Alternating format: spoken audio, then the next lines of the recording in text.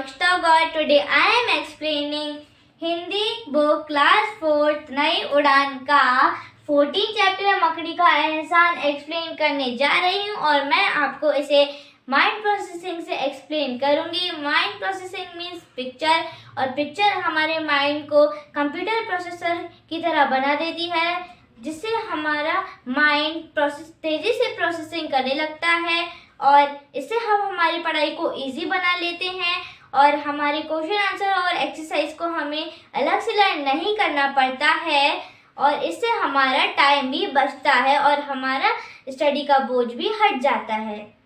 So let's start. इस कहानी का नाम है मकड़ी का एहसान और ये चीन देश की एक लोक कथा है और मैं इस चैप्टर को एक स्टोरी की तरह एक्सप्लेन कर रही हूँ।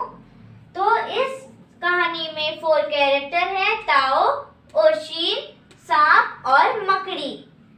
अब और इस कहानी का सीन चीन देश का एक गांव है। अब मैं इस कहानी को स्टार्ट करती हूँ।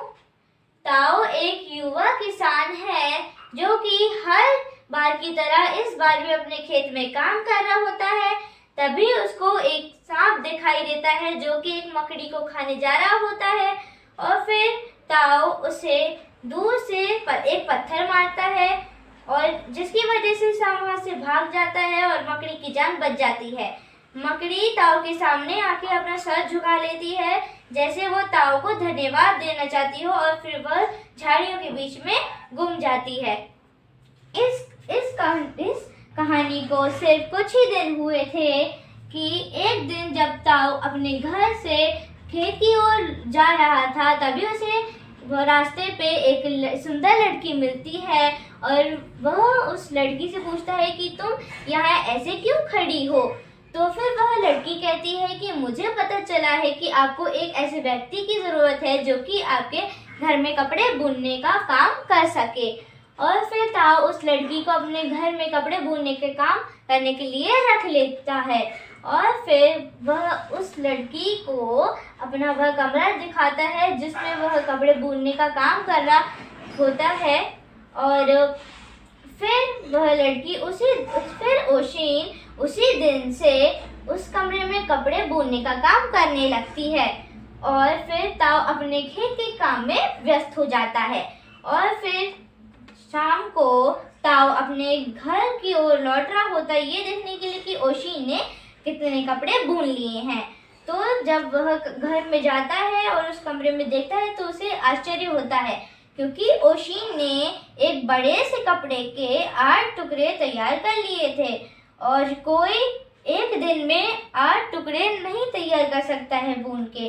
तो फिर ताओ ओशिन से पूछता है कि ओशिन तुमने एक दिन में 8 टुकड़े कैसे तैयार कर लिए। तो ओशिन अजीब सा आंसर देती है।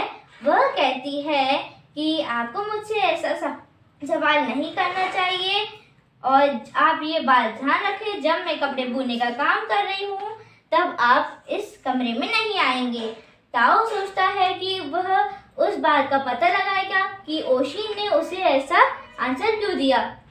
और फिर जब वह उस कमरे की पीछे वाली खिड़की से देखता है तब उसे आश्चर्य होता है क्योंकि वहाँ उस लड़की की जगह एक मकड़ी होती है, एक बड़ी सी मकड़ी होती है जो कि अपने मुंह से कुछ निकाल कर उस कपड़े को बुन रही थी और वह अपने 8 पैरों से तेजी से उस कपड़े को बुन रही थी। और जब ताओ ने उससे ध्यान से देखा तो वही मकड़ी थी जिसे उसने सांप से बचाया था। फिर ताओ सब कुछ जान चुका था। एक दिन जब ताओ बहुत सारे रुई का गट्ठर ले जा रहा था तभी उसे थोड़ी सी थकान महसूस होती है और वह एक बड़े से पेड़ के नीचे सो जाता है और फिर वह रुई के गट्ठर को नीचे रख देता है और फिर वह सांप उस रुई के गट्ठर के अंदर घुस जाता है। और फिर जब ताओ अपने घर पर जाता है और उस कमरे में रख देता है उस रुई के गट्ठर को जिस कमरे में मकड़ी कपड़े बुनने का काम करती है। और फिर मकड़ी देखती है कि कमरे में इतनी सारी रुई रखी होती है तो वो बहुत खुश हो जाती है और कमरे के अंदर रुई को तेजी से खाने लगती है।